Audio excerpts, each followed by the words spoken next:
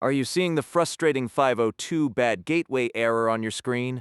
This HTTP status code means that an edge server or proxy received an invalid response from the backend application. Let us fix this immediately. First, if you are a website visitor, perform a hard refresh by pressing Ctrl and F5. If that fails, clear your browser cookies for this specific domain. You can also try changing your local DNS settings to Google DNS. These steps resolve most temporary network or browser caching issues. Second, if you are the site administrator, your backend daemon might be offline. Connect to your server and check if your node, PHP, FPM, or Python process is active.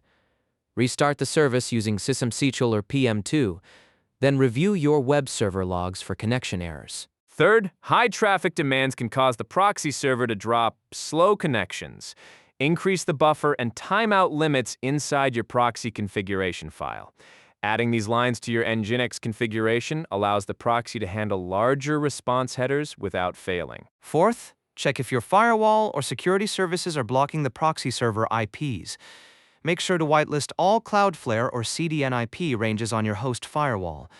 Also, confirm that your SSL certificate settings match between the proxy and your origin server. In summary, the 502 error indicates a communication failure between your proxy and backend servers.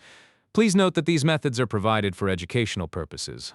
Like, subscribe, and leave a comment below if these solutions resolved your problem.